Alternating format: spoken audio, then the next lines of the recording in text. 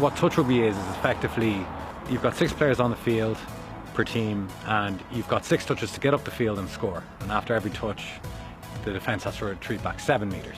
So there really is no barriers for entry when it comes to touch rugby.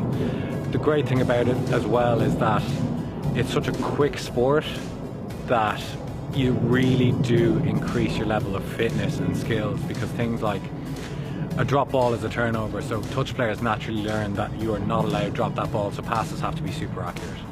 And I still play rugby union, so I play for the junior section of the rugby club, and I came to the president at the time, Mark Young, with the idea that we could take it and I could set up this touch club, with the idea that it would be a great way to introduce touch players to the rugby union aspect of the club, and it would be a great way to introduce the rugby union boys to touch. We have 65 paid up members. I think 20 to 25 of them would be female. Most of them would be between the ages of 18 and 30. And now this year we've got a load of people from the junior section.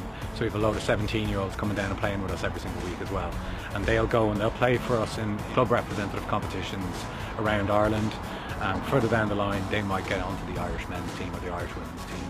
It is open to everyone to join should they wish to, but the one requirement is that they are currently or become a member of Old Wesley Rugby Club. So if you're a member of Old Wesley Rugby Club, you get to play rugby union as part of that, but you also get to play touch rugby. So if you decide to do a bit of both, it's a great way to do that. So you just become a member of Old Wesley and you get to use the gym, you get to use the bar, and you get to play touch and you get to play rugby union.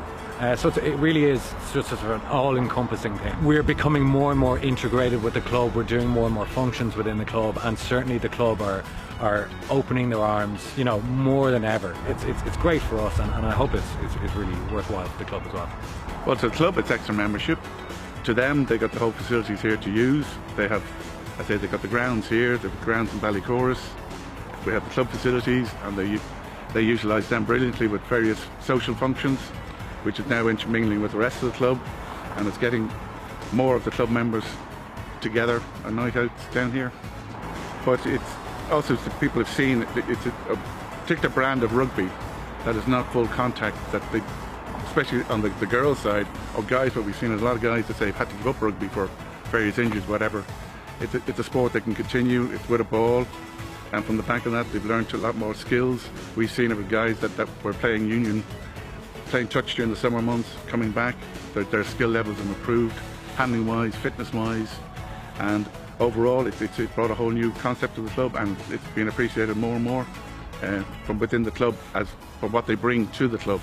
Is it something that you'd recommend other clubs look at? Absolutely, yeah, indeed.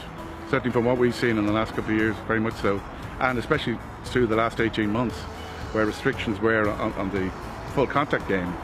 They were able to play because of the nature of the game, and that got them out and that kept them all going, and we saw it because they increased in numbers no end last year.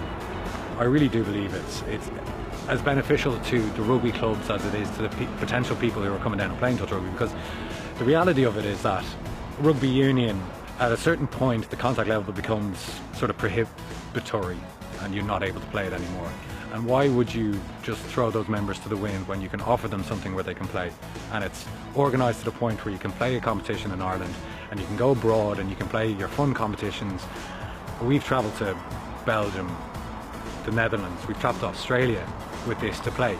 Some of those have been purely social tournaments and some of those have been high level competitions. So these things exist all around the world, and I don't see why every club doesn't get involved.